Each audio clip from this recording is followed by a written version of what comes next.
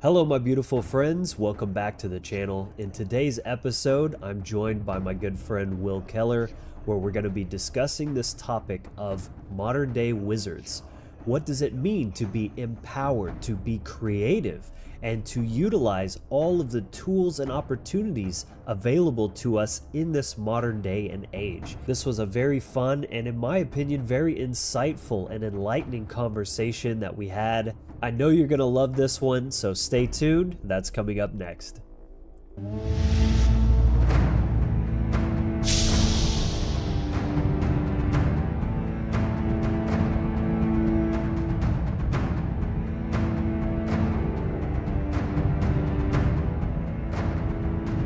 All right, what is up, everyone? Logan Hart here, back yet again for another episode of the Wizard Factory podcast, where together we explore the universe through ourselves.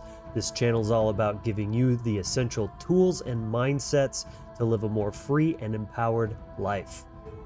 Hit that subscribe button, click the like button on your way in, and I'm very excited to kick today's episode off. I know it's been a little while. I've been a little bit busy on some other very big projects, so I appreciate everyone's patience and support through that.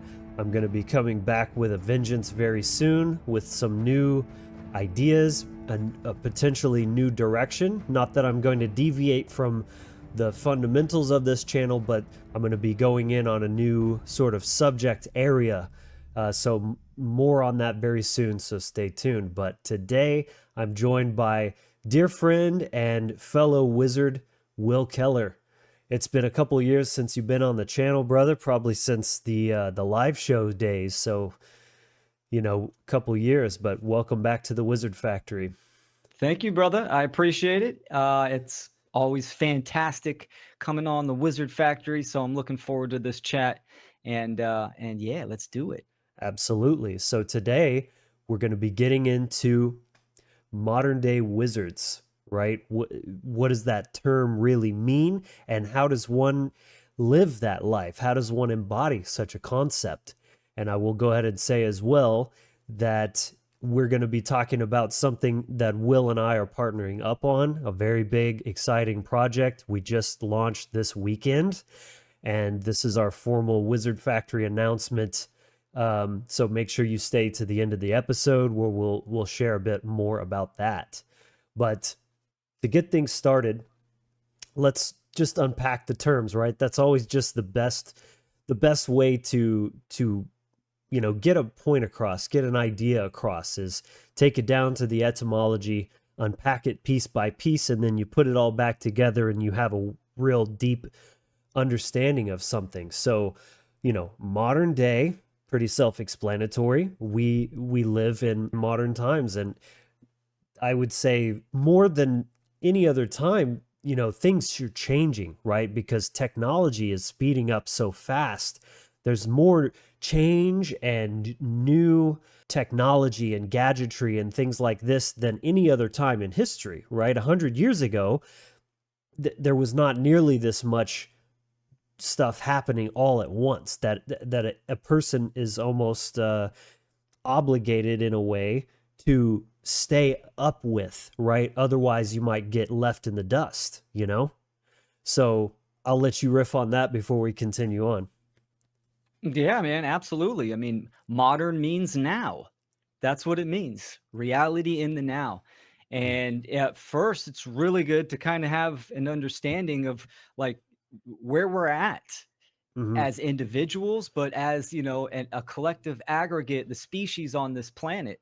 So you have to have understanding of what it means to be modern, and then all these different pathways start to open up, right? Literacy, gnosis, wisdom. What does it mean to be wise in the modern, in the now, right? So all these things start coming up. So it's going to be great to unpack this. And like you said, I always start with definitions for the clarity of meaning. Bam, that's the 0 point. That's the starting point, and then we can unpack from there. Right. It lets people sort of leave their own baggage at the door with what they think that we might mean with certain terms, and then we're telling you exactly what we mean when we say that, and then you can add your own shit to it as well. But the other thing that I was thinking about here when you said, living in the now, which of course, that is probably the most central spiritual teaching of all times is,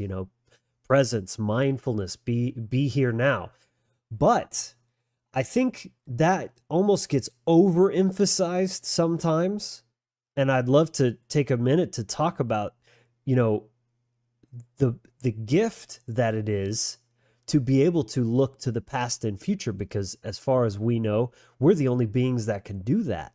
Yeah, it can be a pitfall, and a lot of people get caught in these mental, like, glitch loops, right? Cognitive loops and purgatory of over analysis paralysis and dwelling in the past of the old glory days or whatever it may be.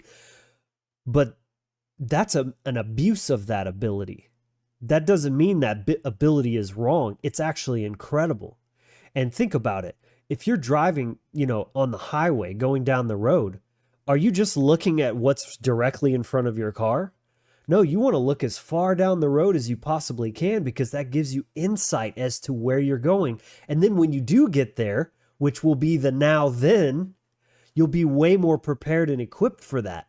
And I think, again, taking back to what I was saying, now more than ever, as things are happening so fast and evolving and advancing so rapidly, it's more important than ever to not only be present, but be aware of where we're going, what comes next, right? You're, to play chess or pool as well. You don't just play one move at a time. You got to think several moves ahead. And that way, when you get there, you've got a bigger strategy going on, Oh man, yeah, 100%. And you're right. It there is an inflation on the present moment awareness, the now. And especially in the new age arenas, everyone's so fixated on timelines. Oh, I'm going to shift my timeline to this. This is all based in, relativism, that reality is based on one's own opinions and beliefs and preferences. And that's not the case. Um, Objective reality and objective truth, to understand that, you can understand the past, that there's great knowledge and information, maybe not understand it in the totality, but it has happened, it has manifested. So the lessons and the availability of information is vital. Knowing and studying the past, and as the driving analogy, you look in your rear view mirror, you look on the side mirrors, you can tell what you've passed and where you came from, so you can gauge the direction of where you are going. And there's landmarks that we can see to let us know, well, we're crossing state lines, or I'm in a new town. And those are all significant of events and things that have happened in history that are markers, these initiatory events that kind of give us opportunity to do something in our life. And that's how I kind of see every event, every life event. It is a potentiality for initiation. And again, there's knowledge and understanding there. So to have awareness on the now, the present moment, present moment awareness, study the past, and gauge the potentials for the future, right? This is very much spirituality. Yeah, yeah. It's about awareness, right? Spirituality is all about awareness. If you continue to broaden your awareness, it begins in the now, but you can broaden that out. You can be aware of the past, present, and future all at the same time. I think that's where real empowerment is you're living in the now, but you're fully aware of how you got here, the choices that you took to get to this point, and, for better or worse, right? To look to the past as a very important and powerful way to reflect about our mistakes and failures, and, learn how to avoid making those same ones in the future. And also, like we said, to be strategic, to look to where we're headed, to make sure that when we get there, we're in the best position to get where we're going or where we're wanting to go. And when you talk about magic as well, you can't do magic at all without the future, because that's imagination. You're projecting your mind into a realm that doesn't exist in the physical. You're into an unseen, immaterial realm from which to project that conscious idea. And then you step through the past into bringing that reality into manifestation. That's how magic is done. You you know you can't just, like, what am I trying to say? You can't just create everything off the cuff, right? Yeah, maybe if you're just like skateboarding or something, surfing a wave, you're in the moment, you're just grooving to it, and that's fine. But if you want to do something more substantial, build a house, launch a business, you're going to have to think many steps ahead and see that big picture. And as they say, Rome wasn't built in a day. So you're going to have to go to that day, many days ahead when Rome is built, and think about, how do I get there from here? So this is all very relevant to this modern day wizard concept, because this all applies no matter what time you're in. But I still think that now, today, more than ever, it's so important to be proactive and staying ahead, not just right where you're at, but you're ahead of the curve. You're thinking in terms of strategy. You're adapting and assimilating the new ways to stay relevant and effective. Mhm. Yeah, man. 360-degree awareness. And this is very much magic. This is very much wizardry. And I think a lot of people fail in that, especially, for an example, when you're talking to, a normie or someone with low level awareness, and you talk about something like communism or socialism, they go, "Oh, that's not going to happen here in America. That's not going to happen," because they're relating that, they're correlating that time period of communism and socialism and like Nazi Germany as an end result. They're packaging up into one perceived almost event Right. with the negation of all the steps that happened to build up to that. And same thing with a goal. If you have a goal, it's not about, sure, you need to see it in the mind's eye and feel it as well, but it's also knowing the actions that are needed to take to get you to that goal, to accomplish that goal. And you're going to have to pivot, and you're going to have to adjust. And so, critical thinking and problem solving, this is all in the same category of what we are talking about. Absolutely, man. I love that. So, and like I was thinking, even this episode is a good example of that. Do I script every word that I'm going to say? Not at all.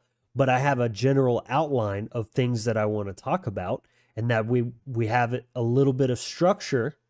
This is actually a bit of the masculine and feminine interplay. I create that structure ahead of time, and that structure is the masculine that creates a container, which is like a safe but defined space for the feminine playfulness to come through. It's like you have your directions, you have your parameters, so you can play freely within that space and keep it on the right trajectory towards, Mm. a cohesive topic. So, That's great. Structural flow. yeah, Create the foundational structure, the container, and then you need that flow, that creativity, that generating energy, and follow through and go and have fun with it and be focused. right. Yeah. So to wrap up, just sort of defining our terms, we've discussed modern day, we've talked about the time aspect, and I think people who watch this channel or have, followed us in the past know pretty well what we mean by wizard. This is the Wizard Factory after all. We've pretty well defined it, but it's really just um, a conscientious practitioner of magic, or essentially just creativity, right? Imagination. Everyone's a magician, just most people suck at it because there's no awareness and intentionality and competency. They're doing it badly, right? And a wizard is just one who takes that very seriously, does it mindfully and intentionally, and develops that over time. It's like any other craft, right? It's a, witchcraft, whatever. It's a craft. So it's about living and exercising timeless principles, because doesn't matter what time period you live in, the laws of nature are always present. And that is the key to being a wizard, really.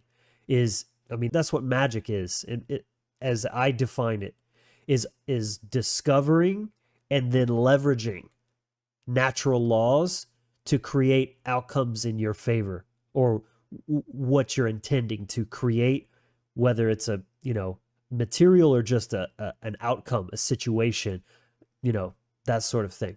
So that's how I would sort of tie that all together, is you are in perpetual pursuit and study, a student of natural law.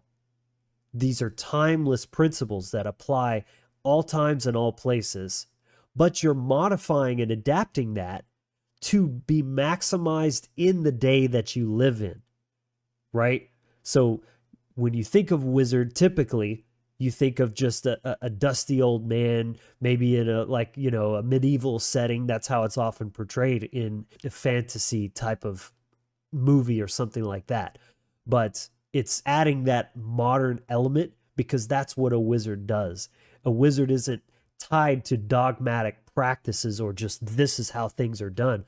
A wizard is one who's always adapting, evolving, staying on his toes or her toes, and being the best with what situation they're in, what tools they have at their disposal. That's how I see it. Will, what do you think? Oh yeah, I agree with all of that. And I'll add a few little tidbits on, to be a wizard. To be a wizard is a craftsman or woman, human, is a philosopher. You could say sage, but that might be too mystical for people. But a person that is wise. And to be wise, you need to have that knowledge of the modern times with those timeless universal principles, because you exist in this reality, you exist right now. So how are you going to function? How are you going to apply knowledge to operate in this reality? So, to be wise means to discern and judge right action as well. And that can be both on the micro and the macro, right? To accomplish and achieve your personal individual desires, but also in accordance with the higher self, the true will of natural law and creation. And we all are wizards in some form or fashion. It's a spectrum, it's a gradient. And of course, using that ability, inherent ability to influence and create, for either immoral actions or moral actions, is going to kind of, you know, make the difference if one is performing sorcery or wizardry. Um, so yeah. Excellent. Yeah, absolutely, man. It's a multifaceted endeavor, and as I said before, I think a central theme to this is just being committed to self-development. That is a core sort of value or trait of a wizard, as well as you said, being wise, right? A wise art is one who has wisdom, tapping into your intuition, developing skills, and just all around personal development. So being a student perpetually, continuous learning, as well as developing resilience and adaptability, right? Being hardy, being able to overcome like a cockroach, right? You just can't kill it. Um, because that's part of being a wizard, is a type of warrior, right? As well. Like when you play fantasy games, for example, you pick your class, your archetype. You got your warrior, your archer, your thief, and then the wizard. Those are kind of the main archetypes, but they're all warriors. They're all combatants of types. They just have different styles. And the wizard is more about being smarter and more powerful, as opposed to just coming in there with just sheer brute strength, right? And just like the tank, right? It's Mm, it's about cunning and and um yeah. and just being super powerful, because typically, in these games or whatever, they can't take a lot of hit damage, but they know how to keep their distance so they don't have to, tolerate a lot of HP. But their spells are like, just one spell just devastates, the enemy. Yeah, So dude. they're I love way that. more powerful in that way. Exactly. And I mean, us doing this work and people that want to get into creating change, this is what it is. It's action from a distance, right? That is magic. That is being a wizard. I see a wizard as understanding spiritual laws because it's very much operation or function from the metaphysical, within the metaphysical, like the analogy with the brute warrior that can represent the material plane, physicality. He's got physical strength. The wizard has strength as well, but I see it more of the knowledge of the spiritual laws for the metaphysical realm. Right, and they're incredibly mentally strong as well, Yeah. because the mental strength that it requires to develop to such a level as that, right? To persevere, to read endlessly, and then practice and refine. Most people aren't cut out for that. That's a special type of mindset, so that's another good point to illustrate that there's many forms of strength beyond just brute force. And then just the embracing failure, right? Because just the perseverance, the resilience that it takes to fail and then to keep going, right? Mm, And that's what success really is one's ability to endure relentless failures until you learn how to mitigate that failure. And that's what creates a success, is like the absence of failure, because there's way more wrong ways to do something than there are right ways. There's many right ways and you can still be really creative, but there's a lot, like, yeah, I don't know. I was just thinking of like a ridiculous example, but something like cooking, right? There's all these different foods you can make, but think of all the wrong ways you could, bad ingredients mixed together, or you put in like gravel in there or whatever, like there's way more ways to yeah. make a bad dish. That's right, man. And I think that's a quality, right? We're talking about an archetype. This is what the wizard is. And looking at like the Lord of the Rings series with Gandalf the Grey, he a wizard transmutes failure into knowledge, and that is strength.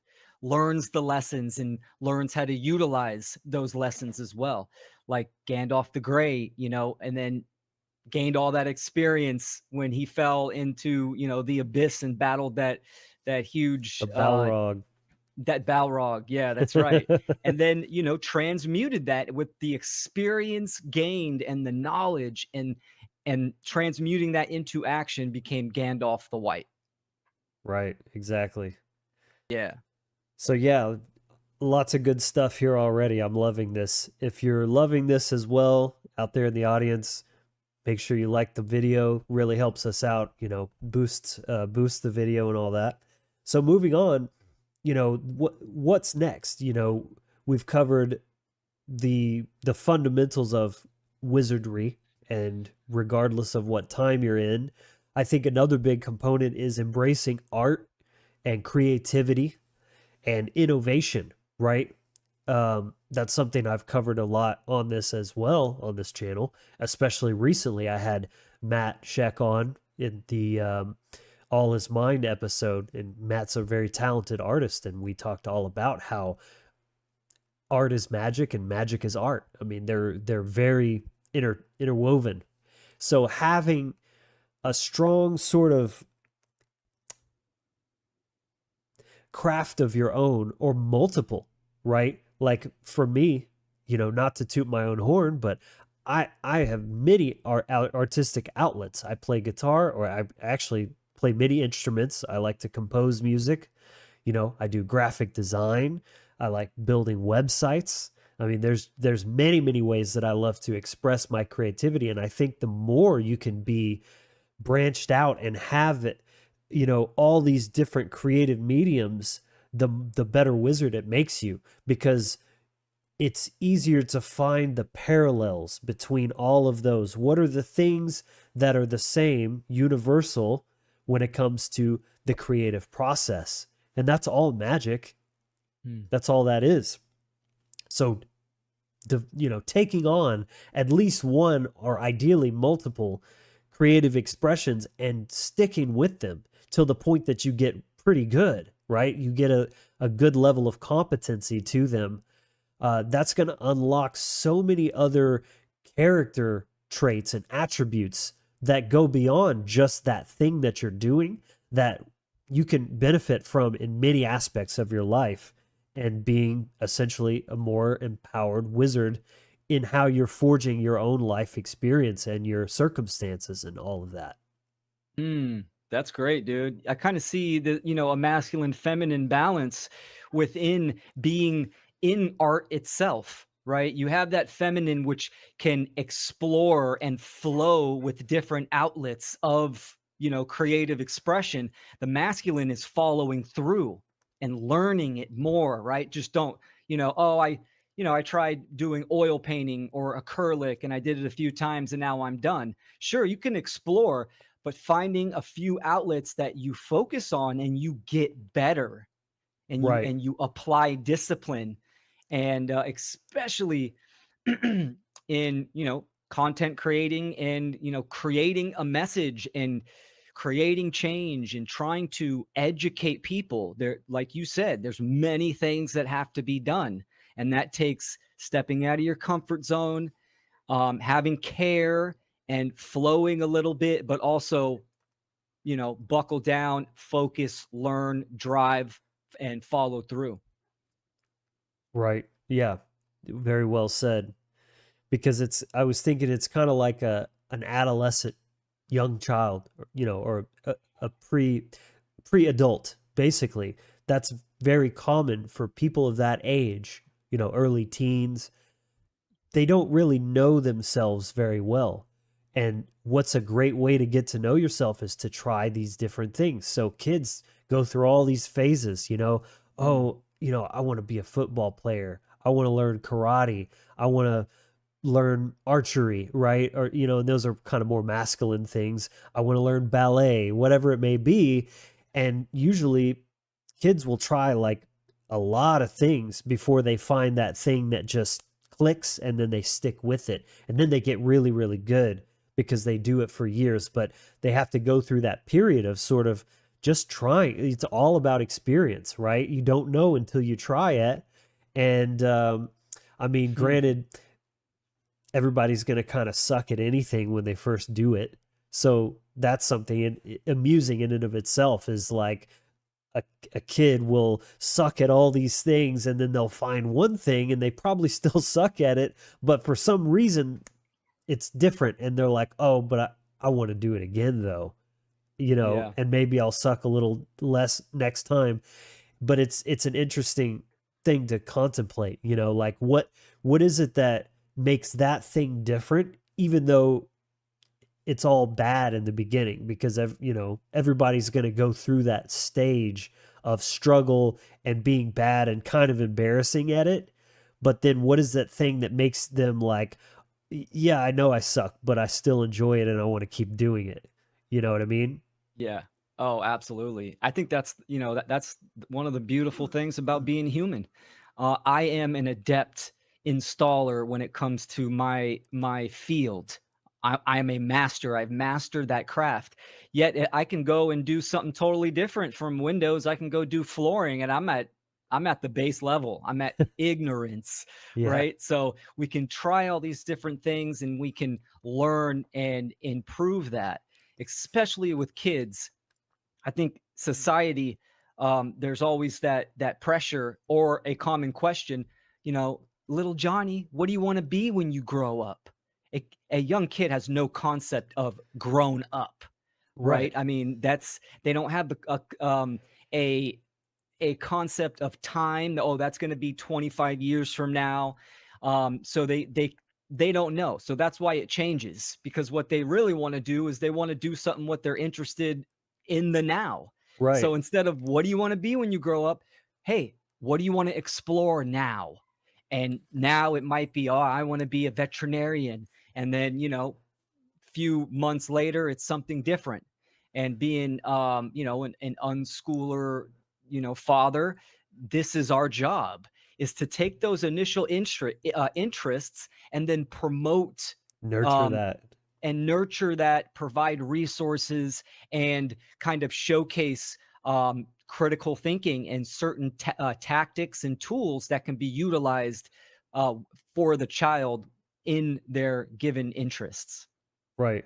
Right. That's interesting because, yeah, you don't hear a kid say, oh, well, I'd love to do this, but I know it'd take me at least 10 years to get good at Yeah. it. Like they don't even think about that. They're just like they see the end result and they're like, wow, that's cool. I want to do that. And Yep. who cares how you get there?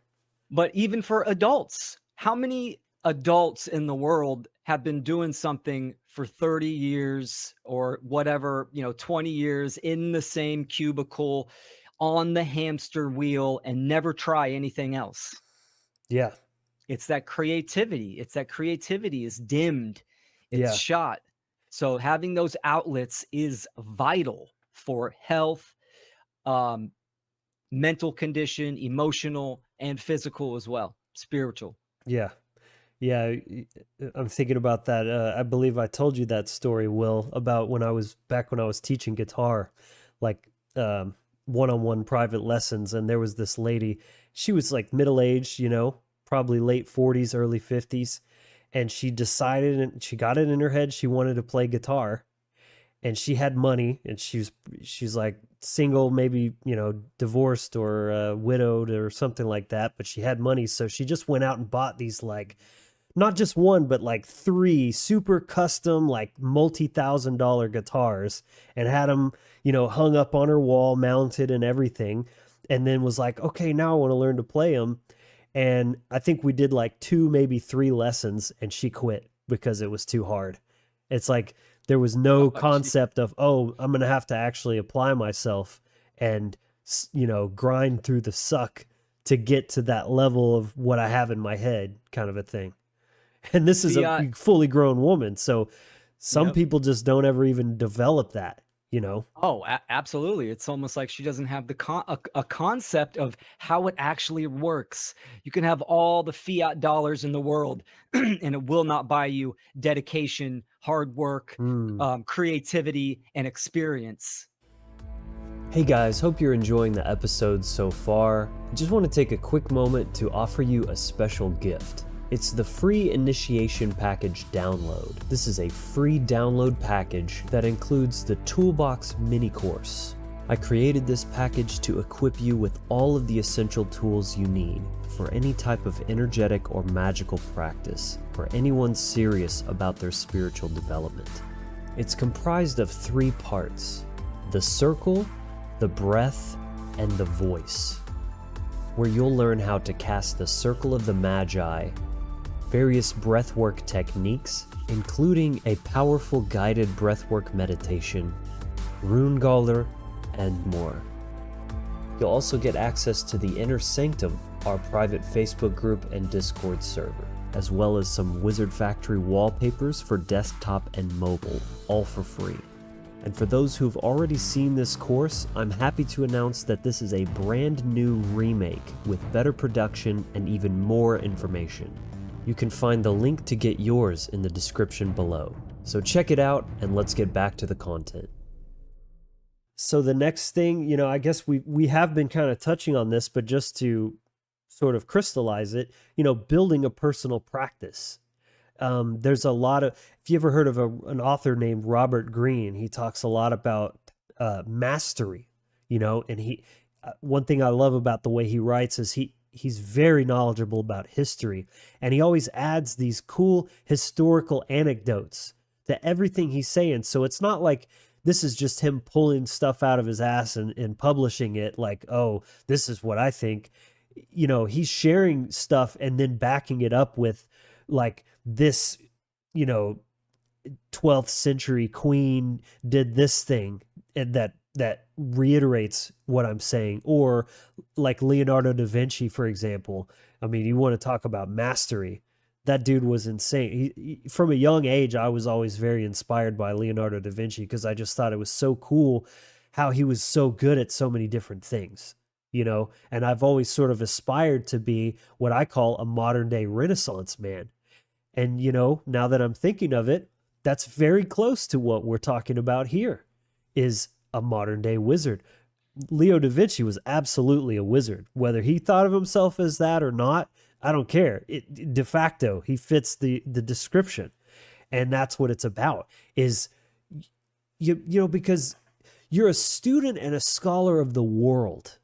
So how are you going to do that if you don't have this broad knowledge base and see how everything interconnects? This is animism, Yes. So one of the reasons Leonardo da Vinci was such an amazing artist is because he also studied anatomy at like a doctorate level, basically. Like he knew every bone and sinew and every single part of the body and the way it puts together. So that's why when you look at his physical, the physiques of the characters he would draw, it was incredible. It was so lifelike and the proportions and everything because he had that bigger understanding, right? That's such a great example of what I'm talking about here, where all knowledge weaves into the same tapestry. And the wider you can have of an understanding of the world, right? Understand how economies work, understand how governments work, how building techniques and like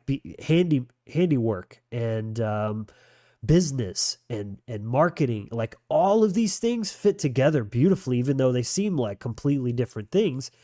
And just that recognition is part of being a wizard, because the dunce, the blockhead, is the guy that or girl that would be like, well, what does economics have to do with building a house or whatever?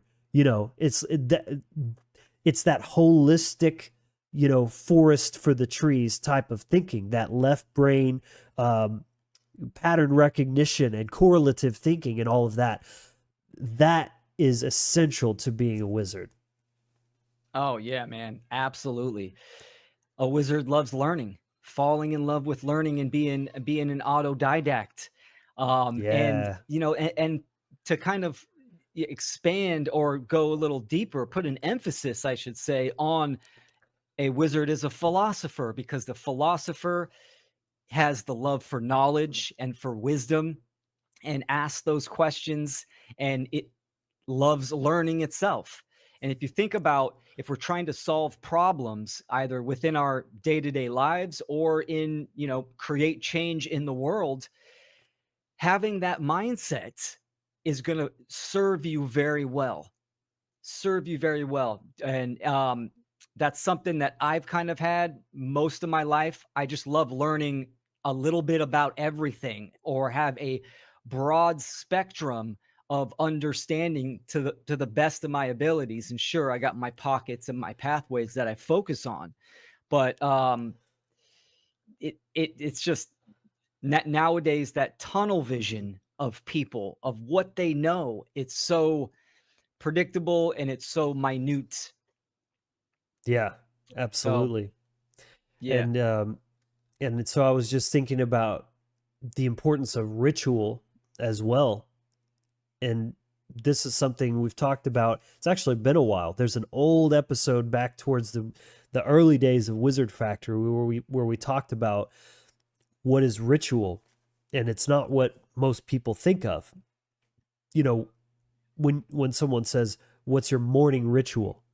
That's what that really means. It's not just about lighting candles and having your dagger and doing this and that. I Mhm. mean, it's that too, but a ritual is anything that's really just um, a practice that you're putting your intention behind. It's like you don't just do a ritual if you don't have a purpose for it, right? You're doing that for a very specific reason and you're trying to bring about a certain outcome.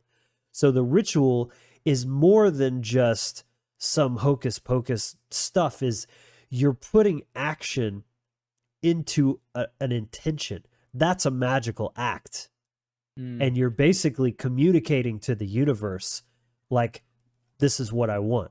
I'm willing to not just wish for it. I'm going to commit myself to this, whether it's a one off or a daily or a monthly or a yearly, interval, um, because it's that repetition. There's something to that. This is why this was a normal part of pagan life.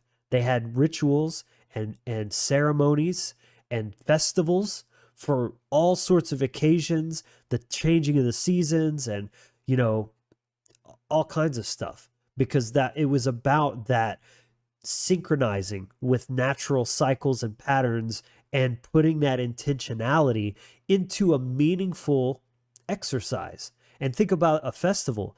You're really putting all of this psychic energy out there with celebration and food and you know people, camaraderie, right? Community.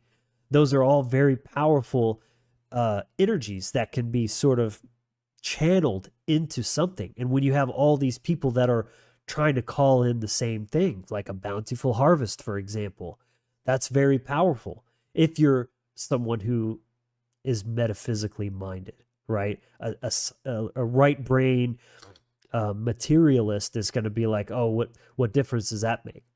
Mhm. But that's, I mean, there's really not even anything I can say to that. That's just, I mean, you don't have to believe in it, but in my experience and my intuition, based on how I see things operate here in this realm, is like that mastermind effect. I mean, you alone is powerful, and doing a ritual alone in your room is powerful. But when you get a group of people with all the same mindset who are trying to bring about the same thing, and you're putting practice into that, very, very powerful. Oh yeah, there's an amplification for sure with that energy and that psychic energy and the effect that it has, right? Perception management for behavior control. I say this a lot, but that could be negative or it could be positive as well. Because you're setting the intentions, you're putting the mental, psychological markers there, and you're working with that energy to take action on a certain goal. And people have, when they think of ritual, they kind of associate it with some cheesy Hollywood ceremonial magic type thing. And sure, I mean, in some rituals you use objects because you can see them, and the subconscious can see a dagger. That, a dagger will represent slicing through the air, so an air element. And what does an air element represent? So there's all these correspondences: a cup, a water, candles, all that kind of stuff. And hey, if people use that, that's great. I have things that I use. But what is it really? Right? It's an object to spark a mental image or a thought form to work with certain types of energy. Mm-hmm. And then when you get in a group or a collective doing a festival or something, you're trying to harness and unify the energy with the rhythm of life, the natural forces and flow that is going on in reality, in nature. And when you align yourself, or a group of people align yourself with certain forces or energies and thought forms, it has a profound effect. Yeah. Yeah. Absolutely. And especially if you start taking action on that as well. Yep. So it's not just about, let's get together and drink a bunch of mead, or, and have a bonfire. Like, that's great and all. but what can we build together? Yeah. You know, what sort of ethos can we carry as a community? That's incredibly powerful too. So I would say part of being a modern day wizard is living in the spirit of cooperation, collaboration, and community. Those are absolutely vital because we understand we can't do everything ourselves. Humans are meant to work together. We are meant to live together, support one another, love one another. This is the natural way. The the reason that we've deviated from that is because we're living unnaturally. And I think the state of the mental health crisis speaks volumes about where that's gone, you know, where we're at with that. I think losing that community aspect is a massive part of a contributing factor to the, you know, abysmal state of mental health collectively. Yeah. Oh, yeah. I would agree with that for sure. And that's really hard for people, especially when they're battling these, group think mentalities.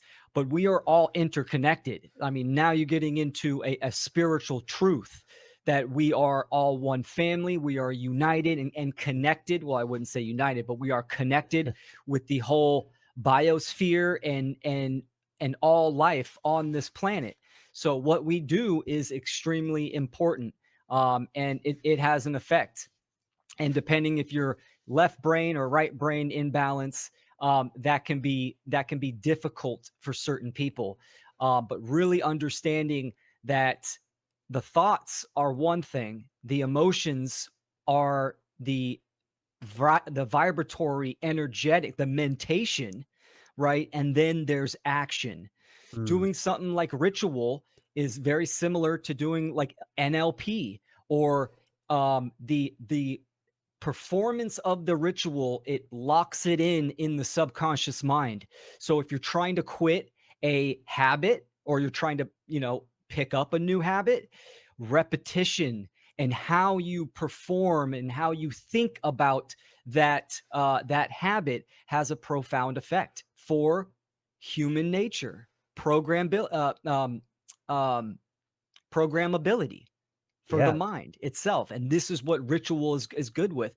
Everyone has ritual. What do you do when you wake up, or the first 2 hours of the morning that are setting the tempo of the day? That's a ritual. And everyone has a certain type of ritual.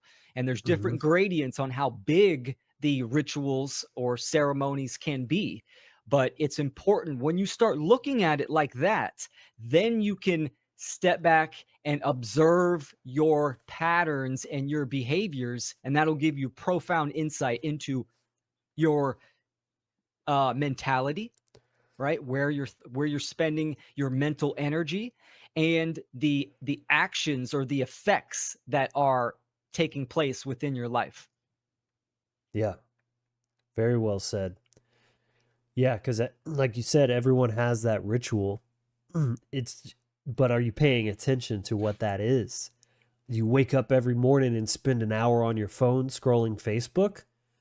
That's your ritual. What do you think that's doing for your mindset and your creative ability?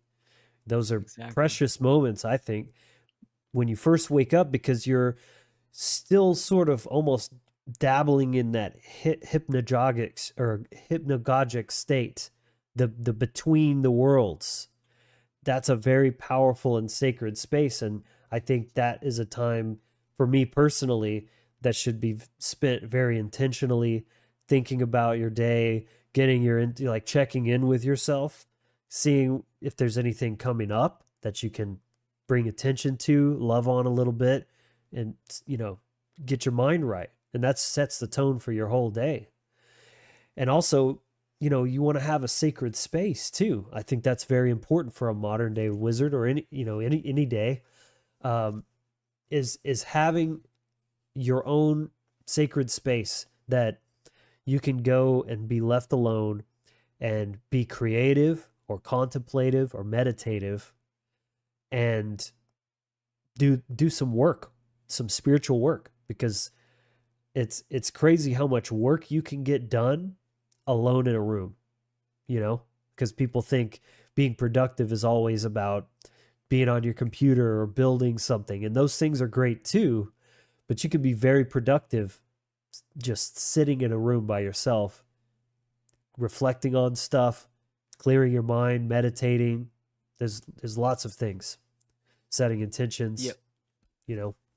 Yeah, well said. And that's, you know, viewing everything as energy has a huge benefit. For instance, you're talking about, sacred space. I have a few of those, right? I have my garden outside. Well, that has a different type of energy, and I can know when I need to tap into that space.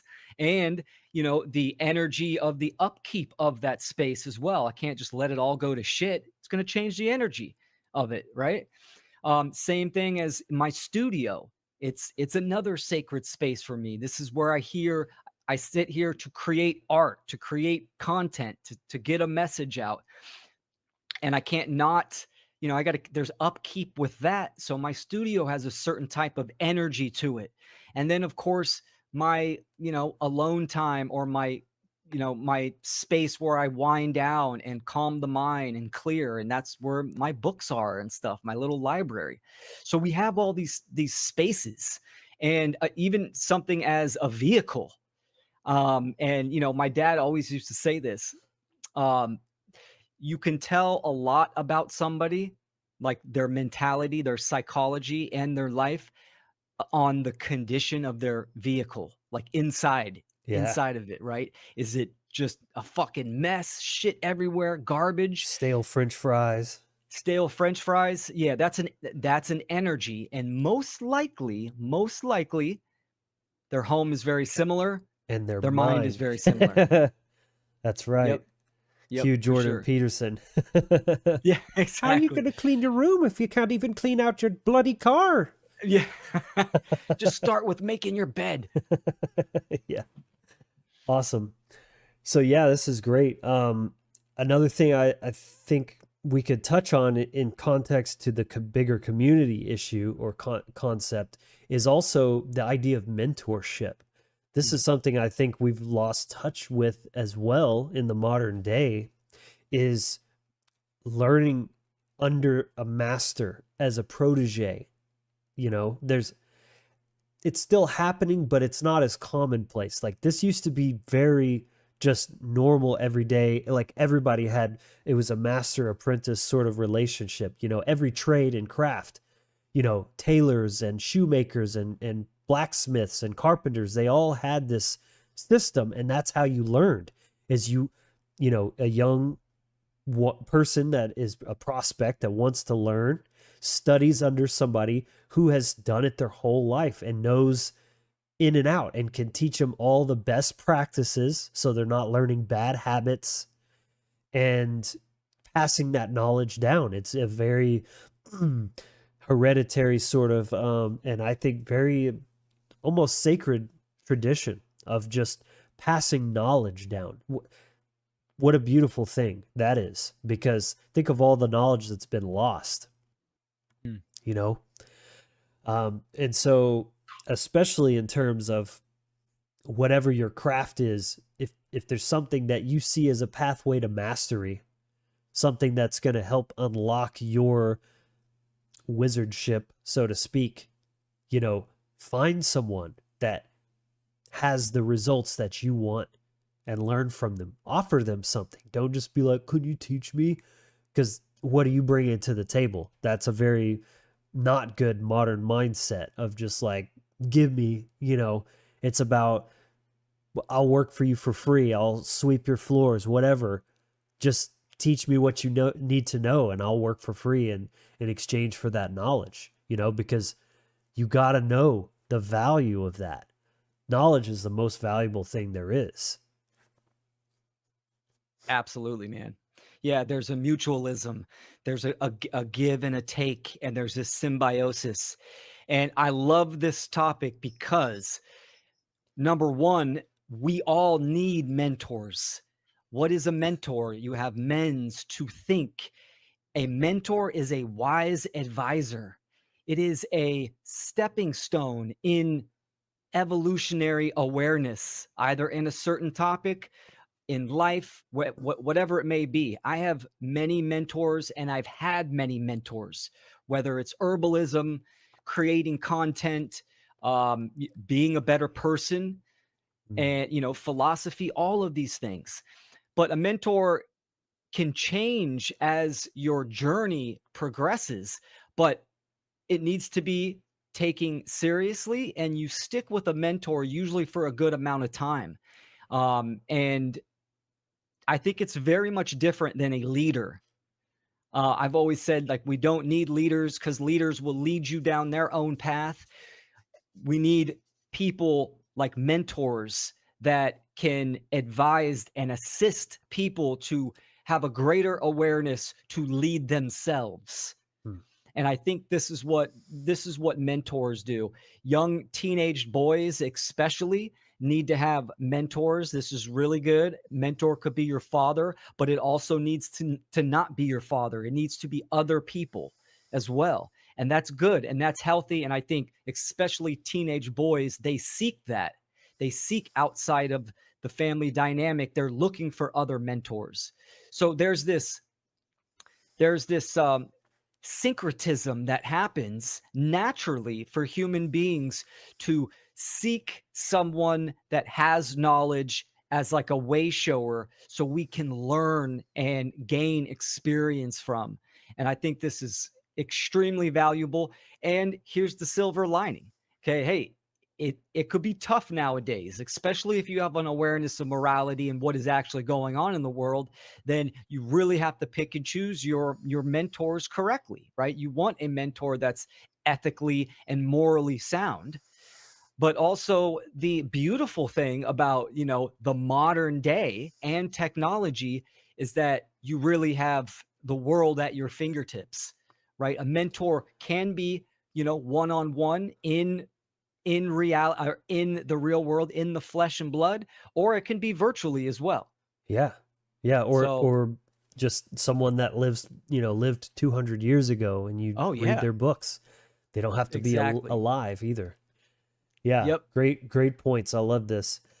Um, yeah, and so you mentioned the moral aspect as well. I think that's incredibly important, because a wizard is someone who is taking their power seriously. And, to clarify, when I say power, a lot of people have this really negative stigma around the word power because usually it's conflated to mean authority over others, which is illegitimate and immoral. So, case in point, we're not talking about violent domination. That's not power, actually. That's cowardice. People Yep. with true internal power have no interest in such positions. It's the people that are actually powerless that seek that sort of governmental power, for example. There's other forms as well, medical authority. There's other forms of authority that are a little less coercive, but still in that zone. But we're talking about potency, internally derived intrinsic power of potency. What is potency? The ability to have a strong, profound effect. That's magic. So to be powerful is to be magical, to have a stronger influence on your environment, your surroundings, the people around you in a respectful way. You're not imposing, you're not coercing, you're influencing, and you have good intentions. So it's also for the better of everything that you're affecting, whether it's the environment, nature, um, a you're building a business that's going to help people. You're creating a course that's going to educate people, give them skills. You're doing a Reiki practice to heal people. Like that's power, but it's for their good and it's respect. You're inviting people. You're not like, you will do what I say or I will stomp your throat. You know, so yeah, all that to say, the importance of morality is ever more important the more powerful you get, because that power can be used for both the left and the right hand path. So you have to understand morality first and have a good understanding of that. And then you have to integrate that and live in alignment with a strong ethical code for yourself and be in integrity with that and teach others that as well. That's extremely important, especially now than ever, where people are ignorant to morality. They feel, oh, yeah, I'm a good person. And then they do this and that that's like totally violating, other people's rights. Yep. Yeah, man, for sure. Power, the ability to act or do. So what's the condition of those actions and that ability? And of course, it could be left or right hand path. But stepping into evolution and freedom and creation, right? Creation does want freedom. It does want to evolve and expand. That is where true empowerment lies. Mm-hmm. And that is true power right there, righteous power, understanding morality and ethical principles and utilizing that in the modern day, in the now. And that would be standing up to evil, a care for justice, care in general. Mm. And that very much aligns with being a wizard, like you said. And I see it as vigor. It's all of these virtues um, that will add and betterment to an individual, but it also adds to the collective and to nature and the whole itself. That is true power right there. Doesn't take away for personal gain. Um, so yeah, man, that was great. Hell yeah. Yeah. And then, talking about spiritual practices, because you had mentioned leadership versus mentorship. That was a really interesting distinction that I'd never really thought of in that way, paired together in terms of, a mentor will create competent self leaders, whereas a leader could be someone who's more just saying, oh, just do everything that I do and don't ask questions, and Yes.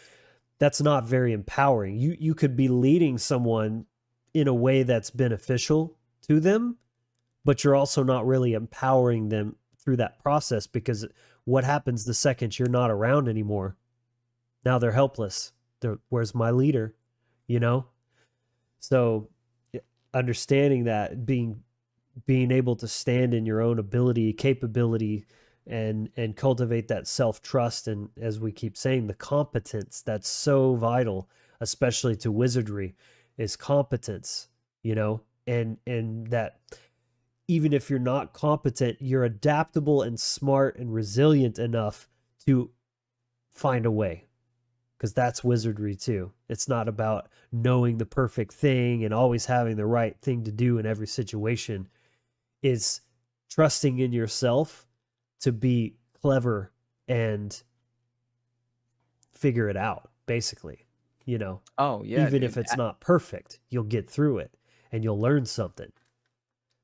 Absolutely. Yeah, 100%, man. I mean, being a wizard, it's inspiring people to look within themselves and take action. That's again, the difference between leader and mentor in my perspective. Sure, someone can be a leader, meaning they went first, right? But to lead yourself is where the empowerment is. And there's a quote, right? A true teacher is not the one who has the most students, but the one who creates the most teachers, Yeah. because it's inspiration. You are inspiring someone to do the work within. And that is where the wizardry is, for sure. Hell yeah. I love that. And also just finding your own path spiritually, because I I see wizardry as incompatible with like dogmatism and religionism. They're two diametrically opposed walks of life, because magic and being a sovereign being, is about forging your own path. It's not about following what someone else has done or says that you should do or says is the best. Is, first of all, you want to source that from a wide range of sources. You want to learn from this person and that person, and they might say different things, and you're like, oh, that's interesting. And then you experiment and find out what works for you.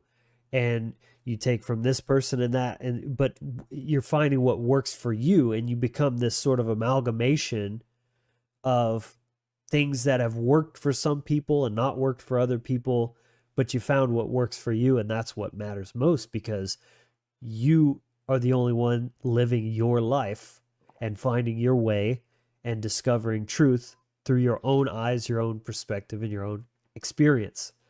So you have to cultivate that. You've got to, because it's a fear thing.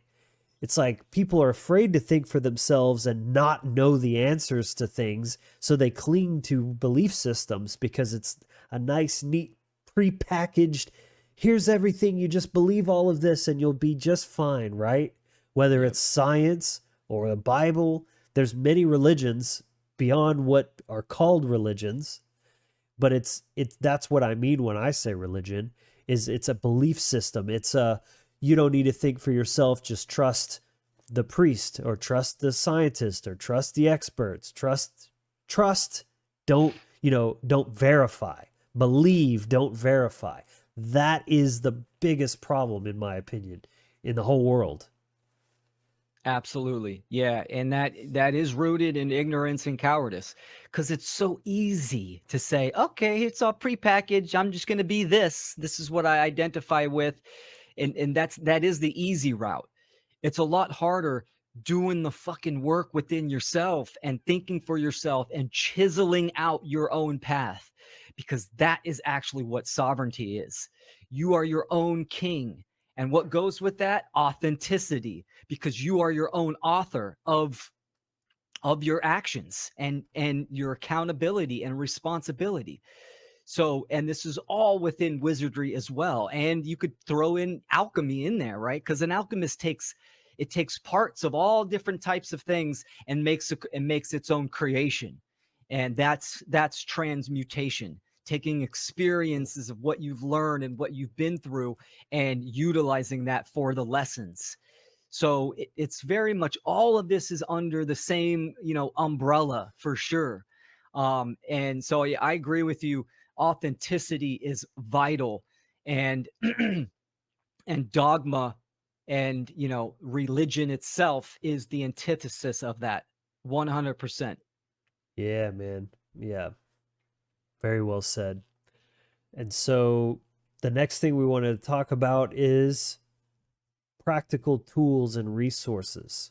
So this is getting into some of the main stuff that we wanted to really get into today, because I think everything we've covered so far is just sort of the foundations of wizardry and then how that's relevant in today's age. But this one here, because it's very intertwined with technology, and I think that's what makes this, a unique approach to this topic that we wanted to get into today, is how does a modern day wizard utilize every tool at his disposal, even the most modern, or even scary to some people, technologies and tools, right? So computers is an obvious one. Wizards of old would spend hours a day in a library reading books and scrolls and tomes. The modern day version of that is sitting at your computer reading the internet, reading forums, right? Not Wikipedia, but wikis and other sources of knowledge that way. Even YouTube. I mean, there's a lot of great information on YouTube, even as controlled and suppressed as it is. So that's one aspect, is knowledge, information is so much more readily available nowadays, even though there is a lot of misinformation, censorship, and suppression. There's a lot of fuckery going on, and sorcery, to be frank. but a wizard knows how to mitigate those things. That the knowledge is still there. It's still there for the taking. You just got to get, the discernment and figure out how to get it and how to tune out all the noise to get the good stuff. Oh yeah, for sure, man. And modern wizard, right? So again, going back to that modern is the now of how how is society operating, and we have this technology. So to be competent, to be literate in the modern day now, we need to understand some of these tools, Mm-hmm. and we need to understand how to use them to create change, get a message out, use them to build resources, to create something. This Right. is what the modern time is. The technology, the techno logic. We need to know how to create art in the modern day. And this, and I've been on that spectrum of anti-technology. I'm in a Yeah. homestead, on a mountain somewhere, completely cut off from technology. And that is an unhealthy Imbalanced. imbalance 100%. So I definitely think we need to first, like we're doing today, we're laying out those basics of what a wizard is and what does it mean to be literate in the modern day and how to utilize that. This is where people need to start. This is that episode for you if you're on the fence and you're thinking it's all doom and gloom because of technology. Listen up. Yeah, yeah. I mean, think about this. A wizard is a wizard, right? Mm, A person of wisdom. You have to be able to see the world as it is, not as yes. you want it to be or do not want it to be. And where we are now is more and more digital. That just is. You don't have to love it. It just is. And you have to at least accept it. And if you want to be potent and powerful in a positive, impactful way, you have to live in the world that is and operate in that accordingly. And that means dabbling in the digital realm more and more than ever, especially. So understanding people are spending time online, they're watching videos. So where do you put yourself to be seen? Right here on YouTube, for example. And that's just one example. But just having those technocratic skills, technological skills, I should say, are extremely vital. I mean, yeah, I agree. It's the modern day equivalent of being literate, and you're just as disempowered as being illiterate, 200 years ago by not being able to read or write, how handicapped you are in what you can accomplish in the world. That's where we're at now. And so the other thing that I want to get into that we'll probably spend a little bit of time on is AI. Because speaking of what's here and what's happening, this shit is happening for mhm. real. And we have not even seen nothing yet. I mean, uh, yeah, it's hard to even convey to someone who doesn't grasp it just how much things are going to change. And I'm talking pretty soon. Next 5 to 10 years, we're going to have to reevaluate almost every aspect of life, especially when it comes to commerce or economy and vocation, right? What does it mean to earn a living when artificial intelligence and robotics are taking over the workforce? And do you need to see that as a bad thing? Too, it's scary for people because it's like, just like when you talk about no government, it scares people because that's what we've always had. So how could we have something that we've never had before? How would that work? And people need they seem to need this uh sure assuredness of Mm. everything's going to work perfectly. Surety, This is how safety. it's going to be. There won't be any issues, as if there's not issues now, or as if everything's already working perfectly. That's the fallacy of it. Is clearly what we're doing now ain't working. We got to try something different. But I digress. To get back to what I'm saying. Um, Reimagining the world so different, because how long has this model existed of you work during the day, you earn your wage, and that is what allows you the privilege of living your life outside of that job, right? What you do after work, where you sleep, if you have a home or not, all of those things are tied to um, your trade, whatever that may be, or your skills that you're able to earn a living doing. So, what happens if you take all that away? There's actually so much more room for creativity and freedom. It's just you've got to be willing to let go of the current model and even what money is itself. It's so far out of what most people can even imagine, let alone think about living, that it's hard for people to even like conceptualize what I'm saying right now. Yeah. Yeah, it can be for sure. It's a paradigm shift is what it is. And when you're going to, and that can be very destructive for a lot of people. But a shift in perspective is what people need to start with. They need to be open-minded, have that high teachability and that open-mindedness to dive into and follow a different perspective. And this is kind of what this conversation is here for. But if you're coming from a place of fear and scarcity, then your perspective is going to be hindered. And the whole system of control, it aims to limit and stunt your creative essence, meaning the potential of what you can do or Mm, could do.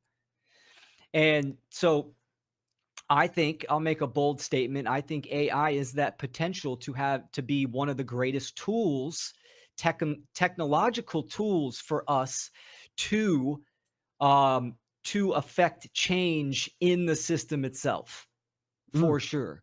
And I mean by publishing anything. And what does publishing mean? Publishing means to reveal, to make known, to go public. So that can be food, that can be health, that can be, products. It can be a message of truth and freedom and injustice that is going on in the world. It can be many, many things. It's really how we communicate to a large body of people, how we communicate to the world. And absolutely, AI could be that tool for us to utilize the publishing skill sets that, number one, hands down are required to achieve freedom and to end slavery. Required. We mm, have to have the publishing capability and skill sets, and to utilize the tools and the message that we're trying to put out there as a wizard, casting those spells, that action from a distance. It's very important and it's vital. yeah, very well said. For me, I think one of the most important things that I would like to encourage people to consider when it comes to this is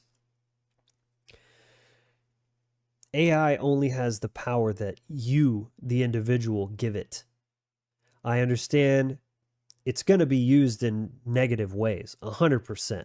I'm not in denial or ignorant to that fact whatsoever. But when it comes to you, the individual, and how you utilize that, and how it can be integrated into the bigger picture of how we do things, Will, you said it perfectly when you're talking about opening up creativity. Well, what happens when you're not forced to work to earn a living anymore?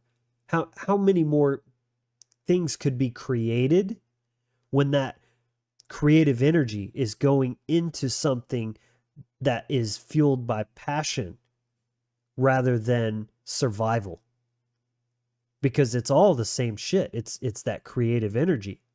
But when you're not forced into that survival mindset, and you can just your time is freed up to create, you know, how would that affect the world? How would things change in that way? And what happens when productivity and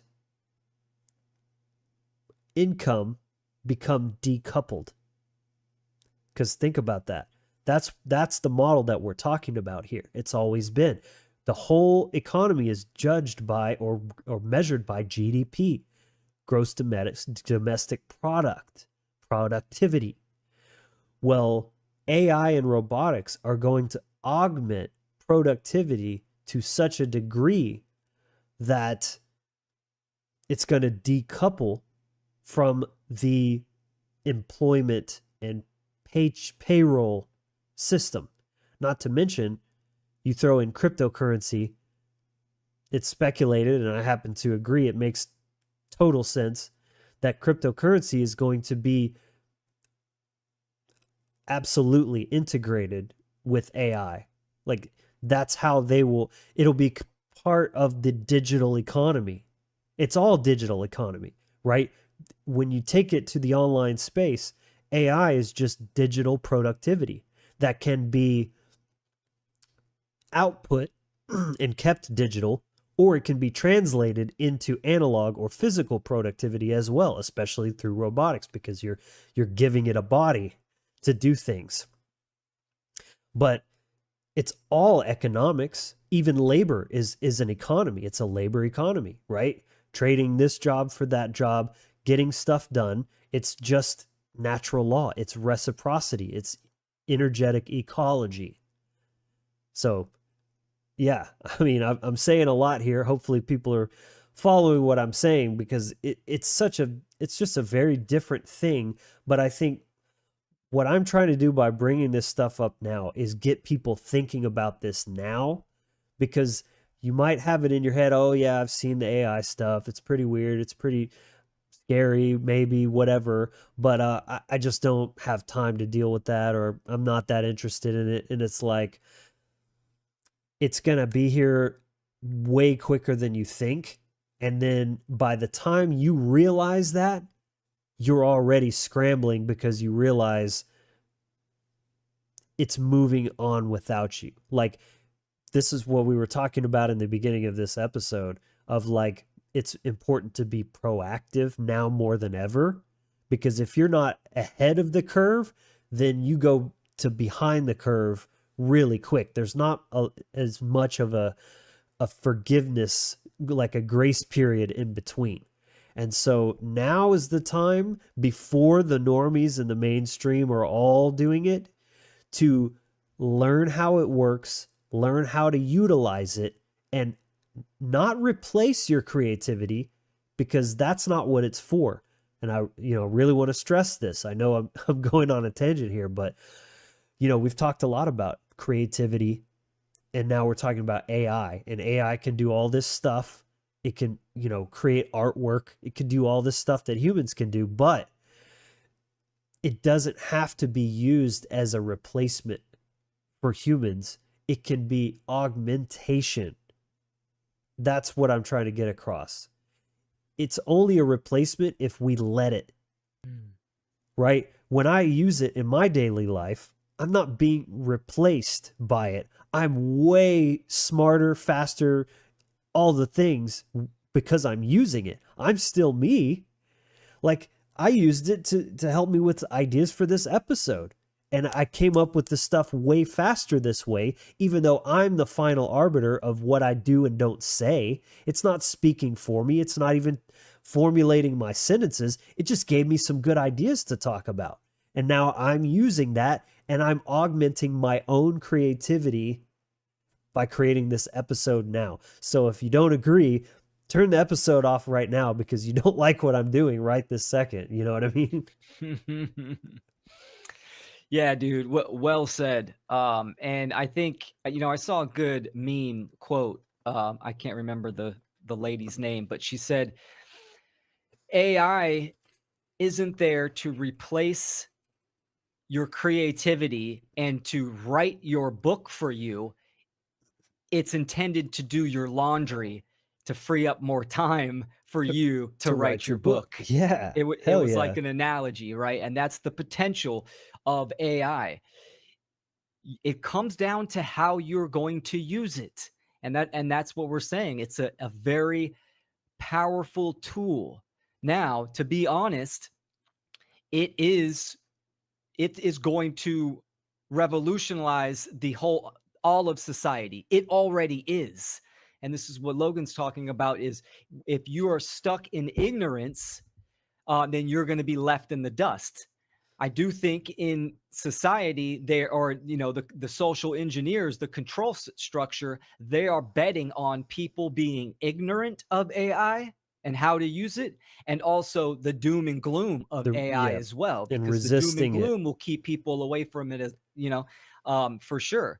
So if you have just a small subsection of people that understand AI and they are using it, and there's a huge conglomerate of people that don't, then that, I think, can be used against society for sure, because now you have people that their creativity is down, their knowledge level is down, their skill set is down, and that sets up something for, like a socialistic type of system. Mhm. So it's vital for people to educate themselves and understand that it is a tool.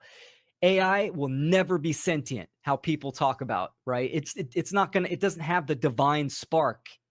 It is advanced code that human beings have created, and we can wield that and use that as a tool. And it Mhm. all depends if you're going to activate and what you're going to use it for. Yeah. Very perfectly said. It's imitation. There you go. Everything that we create artificially is an imitation of nature, right? You're fucking chewing gum, right? It's grape flavored. It's artificial chemicals emulating the taste of a grape that came from nature. That's just one example. So this is just a highly, highly, highly advanced iteration of, like you said, Will, code that's emulating and imitating human intelligence. It can be very convincing, but not replace. It can never be Correct. better than the real thing, ever. Any more than grape bubblegum is going to taste better than a nice juicy grape. You know what I Mm-hmm. mean? Yeah.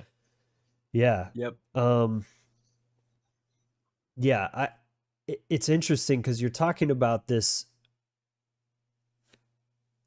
critical mass sort of thing, and if a lot of people are resisting it and a few people are using it, it creates a very similar power differential as the occultocracy. Exactly. So if you think that's bad and then you're resisting AI, that's only going to like amplify the disparity, because it's like now that they used to have guns and you had knives, and then now you're still using knives and then they have tanks. Yeah. It's just broadening that gap. But this can be something that is leveling the playing field. All of this stuff, this is all so Aquarian. If anyone knows what that means, the age of Aquarius, not just some new age buzzword, but what that really means. what the energy of Aquarius is all about and what that's supposed to be bringing about in this time as we are moving deeper into this new zodiological age, or zodiacal, is Hmm. it's about leveling the playing field. That's how I would sum up the entire Aquarian energy, is leveling the playing field. Everything is just even, uh, through things like cooperation, networking, sovereignty, decentralization, and that's what these are all about. There's going to be many different AI LLMs, and so like obviously a centralized AI would be really scary, because then whoever controls that is pretty much doing the thinking for everyone. But if there's all these different ones and they're sort of competing to be the best, the smartest, the fastest, then that de-incentivizes an Orwellian agenda, right? Because those are never going to outdo the freedom model if it's not being used by force, because that's the only way that model wins, is through force. That's the only way it's ever dominated. And again, now bringing in the cryptocurrency stuff, which is very tied to all of this. These aren't separate things. They're all part of the same thing that's happening, that's revolutionizing everything, because you have AI, you have blockchain, and then you have cryptocurrencies. These things are all going to work together as one infrastructure. And that's the beauty of blockchain and crypto, is it gives people the ability to transact permissionlessly without any central authority gatekeeping, censoring, monitoring, whatever. And it's true free commerce, right? Exchange of value, peer to peer, anywhere in the world, in a decentralized way, because no one controls that network. It's a network. You can't control a network because it's, it's a system of nodes. Any one node goes down, all the other ones just reject it, and it's self-sustaining. And then now you have, look up something called a decentralized autonomous organization, or DAO. This is the future of self-governance. The current model is so on its last threads of life with what's coming now, because it's going to make the antiquated shit that we've been doing for thousands of years now so obsolete, it's ridiculous. So if you don't know what I mean, just look up DAO, Decentralized Autonomous Organization. This is all in the spirit of what I'm talking about.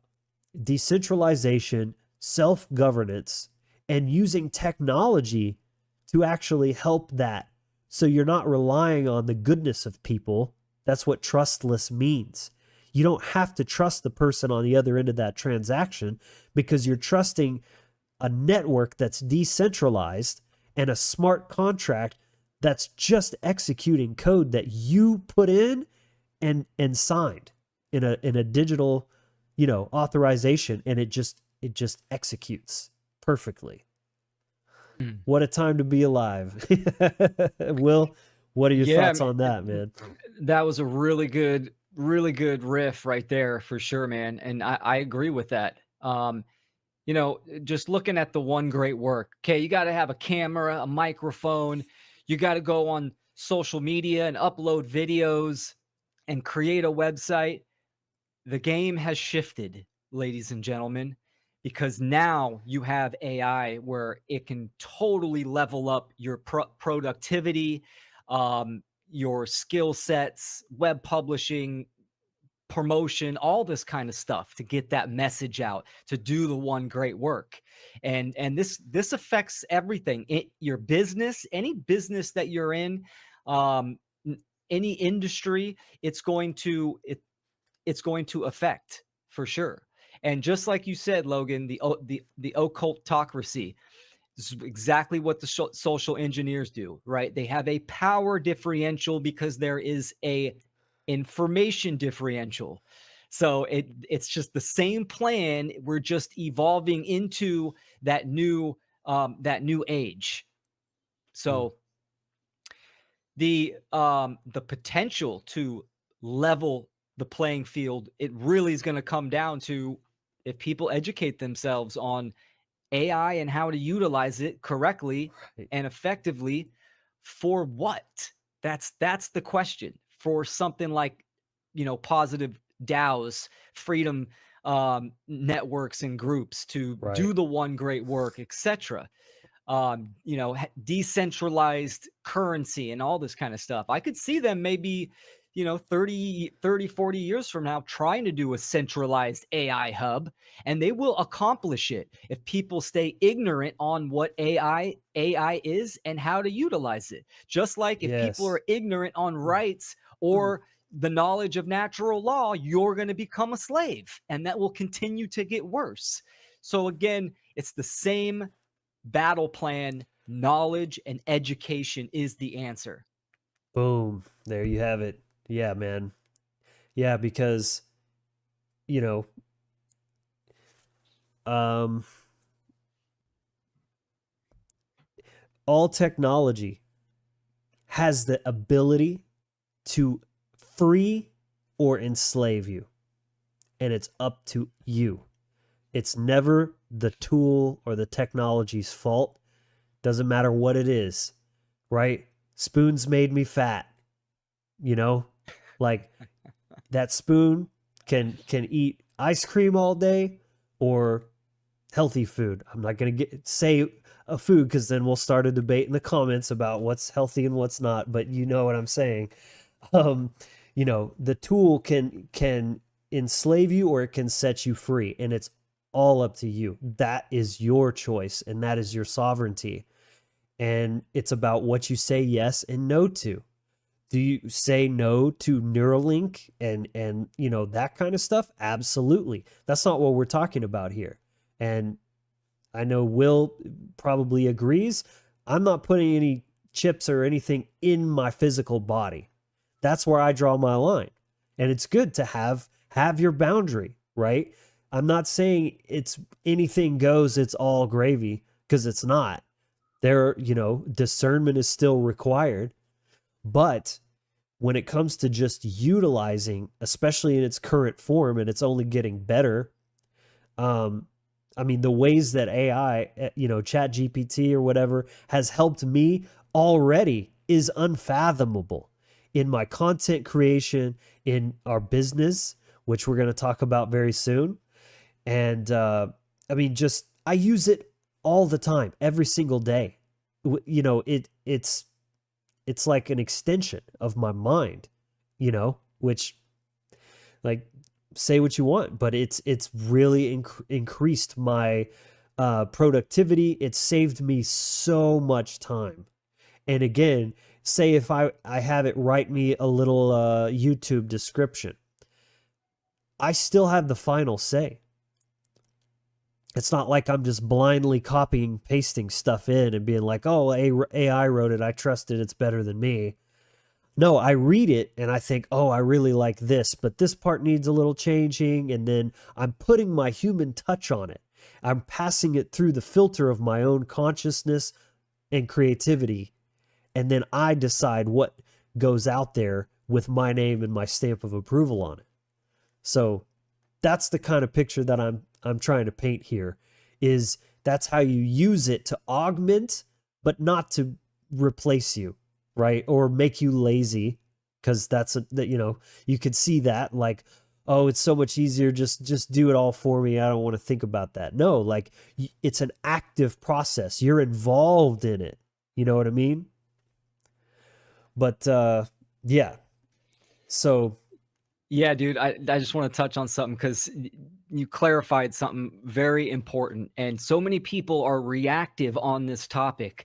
Oh, you're a proponent for AI? Oh, so then yeah, let's put chips in people's brains and do all this kind of shit. No, again, that's people taking are being immoral and unethical and unwise with the tool. right.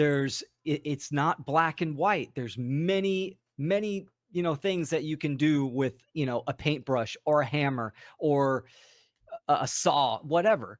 But same thing with AI. It is a tool, and it can definitely increase your productivity, that gives you the potential for more expansion on creativity. Mm, absolutely. So, yeah, we've covered a lot here. I mean, I think we've done a good job of sort of portraying this modern day wizard concept and finishing off on a very powerful and polarizing topic that I say, a modern day wizard is using all the tools that is as his disposal, including stuff like AI.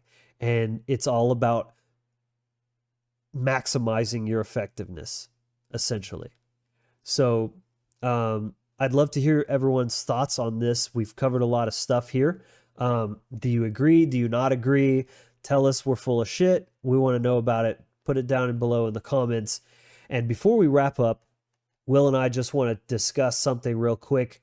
As many of you have seen over the last weekend, we have publicly announced that Will and I have joined forces and launched a business called Ostara Hydrogen Therapy to give awareness and access to as many people as possible about a groundbreaking new healing modality. Well, it's not new, but it's new to many people who haven't heard of it.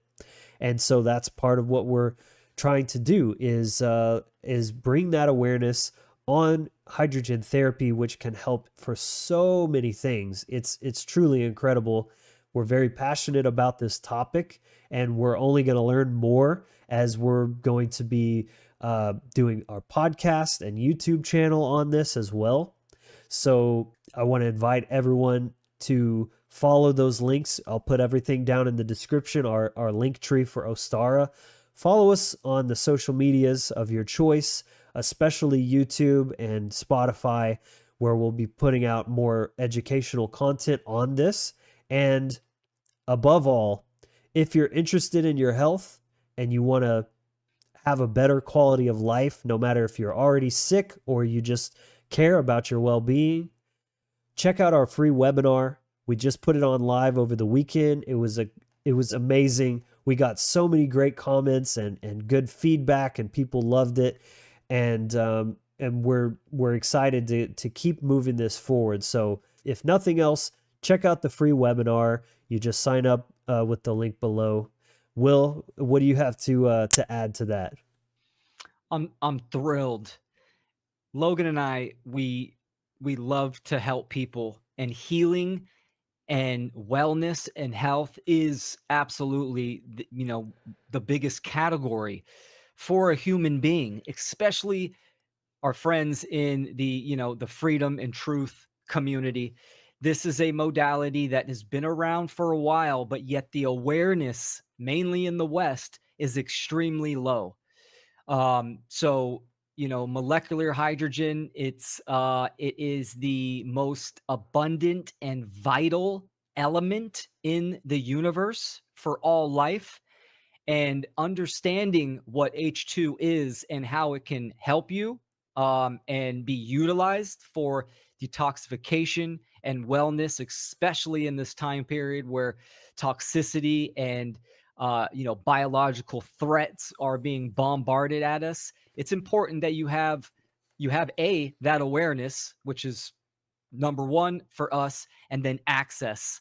And we've put a lot of blood, sweat, and tears, time and attention into this platform that we've created. And we're thrilled to start this journey and have you guys come along. So definitely check out the webinar and the podcast. Hell yeah, brother. So excited for this, man. Yeah, me too.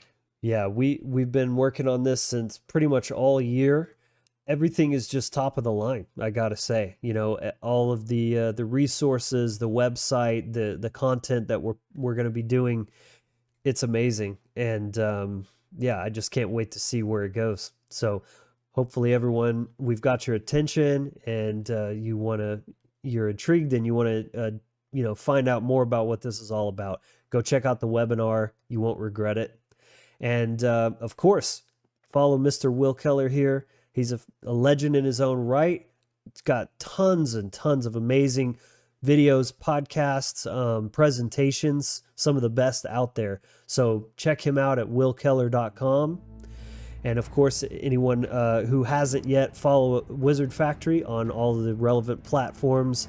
Check out our Patreon if you want to support my efforts in the great work, and check out the initiation package as well, and that'll get you access to the Wizard Factory Inner Sanctum private group as well, so we can have more one-on-one interactions and community building there. So that's going to wrap us up. Will, do you have any final words before we tell everyone goodbye? Thanks for having me on, brother. I always love connecting with you. I'm excited for the future, and thank you to all the viewers. Look forward to your feedback on this episode, and yeah, I'll see you next time. Absolutely. Always a pleasure to have you, Will. We always have the best conversations, and hope everyone enjoyed it. So again, smash the like button, subscribe, hit the bell, and we'll see you in the next episode. But until next time, be empowered, inspired, and encouraged. Take care.